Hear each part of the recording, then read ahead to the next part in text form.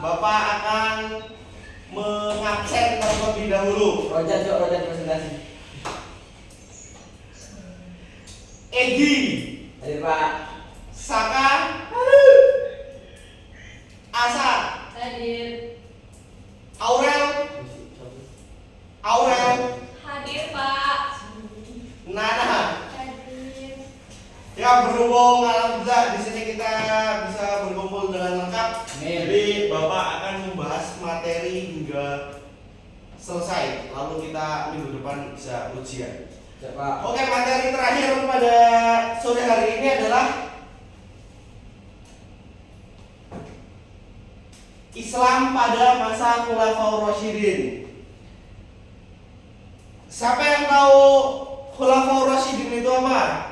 Mas Aka, coba. Khalifah. Khalifah apa penjelasannya itu apa? Pemimpin. Penjelasannya apa? Hah? Pemimpin. Gimana maksudnya jelasin? Yang memimpin perang Pak. Pada zaman itu. Ya, bisa juga. Kelas. Yang lebih spesifik lagi apa? Masaka. Masaka apa coba Masaka? Masaka katanya suka banget tentang Tentara. sirah atau sejarah. Kita punya Nabi Itu bukan Pak? buat gelar Pak, Oh, gelar apa? Gelar pemimpin. gelar para pemimpin pada zaman Presiden. tersebut. Oke, jadi Khulafaur Rasyidin ini adalah gelar yang diberikan kepada 4 khalifah pertama setelah Nabi Muhammad SAW. Jadi ketika saat itu Nabi Muhammad itu wafat, lalu ditunjuklah khalifah pertama, kedua hingga keempat. Nah, ibaratkan ini adalah pemimpin Islam setelah wafatnya Rasulullah SAW. Yang pertama itu ada Abu Bakar Siddiq, yang kedua ada Umar bin Khattab, yang ketiga ada Utsman bin Affan, yang keempat ada Ali bin Abi Thalib. Kita langsung masuk ke pencapaian Abu Bakar di masa pemerintahannya. Jadi yang pertama, menyatukan kembali umat Islam yang terpecah setelah wafatnya Nabi Muhammad SAW. Jadi ketika Nabi saat itu wafat, saat itulah Islam mulai diuji dengan perpecahan umat. Contohnya adalah banyaknya kaum munafik yang mulai terlihat. Gimana kita bisa lihat itu munafik? Kita baca nomor 2. Mengatasi pemberontakan yang menolak zakat. Jadi pada ketika itu kepemimpinan Abu Bakar itu banyak sekali orang-orang yang menolak bayar zakat, yaitu orang munafik. Lalu setelah memerangi orang-orang yang menolak zakat, beliau memulai penyebaran Islam keluar Jazirah Arab. Jadi ceritanya di situ Jazirah Arab sudah dikuasai oleh umat Islam. Pencapaian Umar bin Khattab di masa pemerintahannya. Pertama, perluasan wilayah ke Persia, Syam, dan Mesir. Sekarang Persia itu jadi Iran, dan Syam dibagi menjadi beberapa negara seperti contohnya Palestina, Gaza itu ibu kota Palestina. Terus ada Yordania, ada Suriah, sama Lebanon. Nah itu Syam itu dulu sangat besar ya, tapi sekarang dibagi jadi beberapa negara. Dan terakhir adalah Mesir.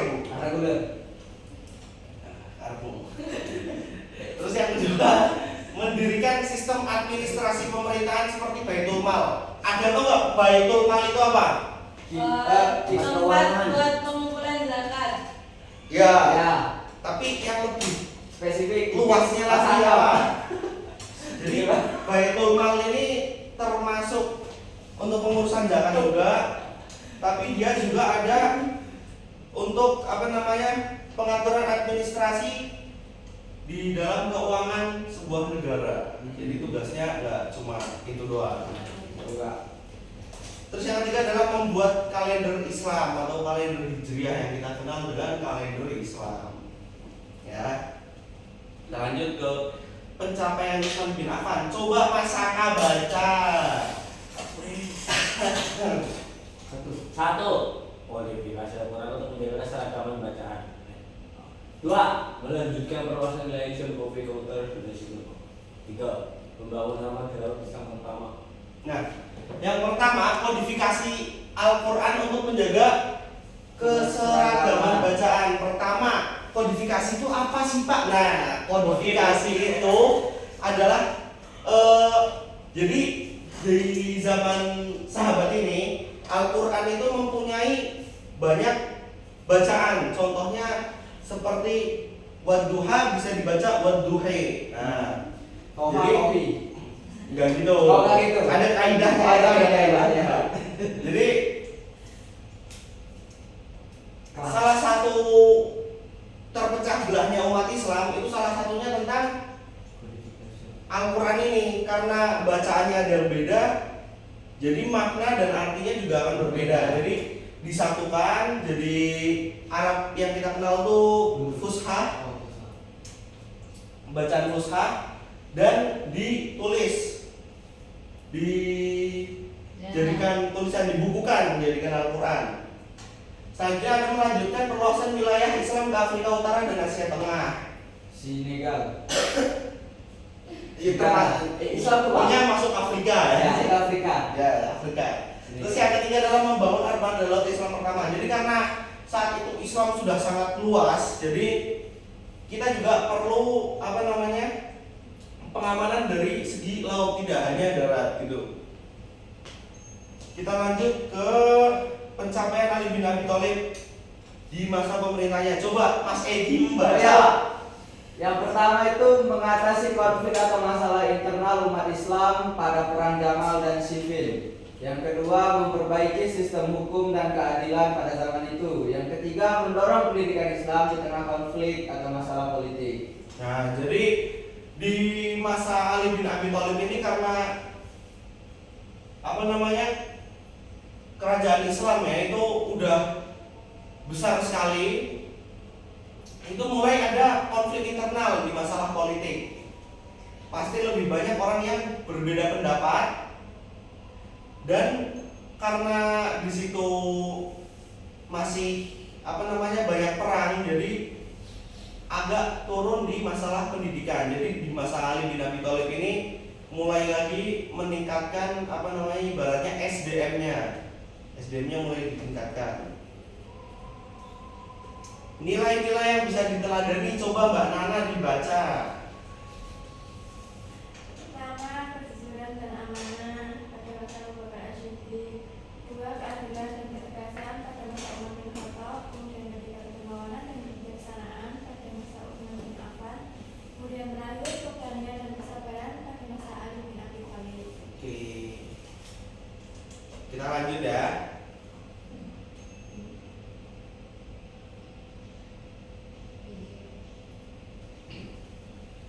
Coba dampak pemerintahan Khulafaur Rasyidin dibaca Mbak Asa. Maju. Dampak pemerintahannya yang pertama yaitu penyebaran Islam ke berbagai wilayah dunia. Yang kedua, terciptanya sistem administrasi pemerintahan yang terstruktur. Yang ketiga, terjaganya keseragaman Al-Quran melalui proses kodifikasi. Yang terakhir, menjadi inspirasi bagi kepemimpinan umat Islam.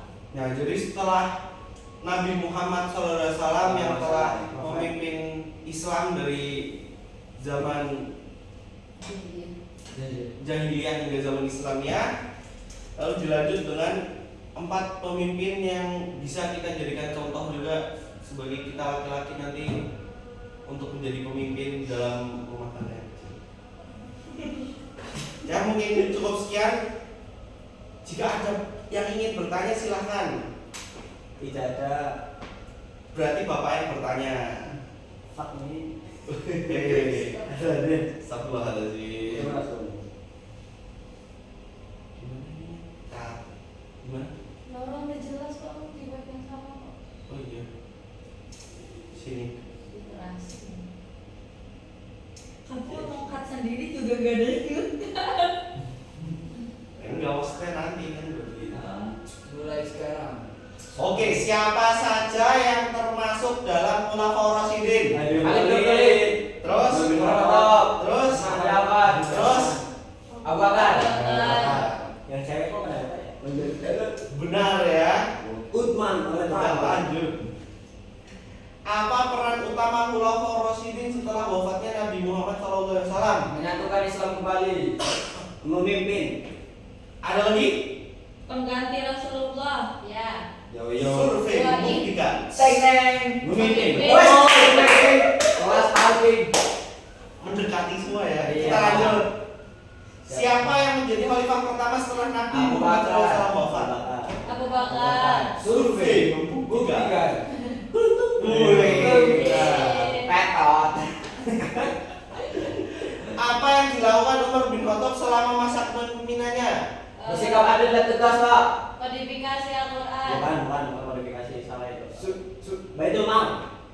Ada lagi? Untuk Baitul Mal. Survei membuktikan. Oh, Oh, salah semua guys. Petot. UFAE.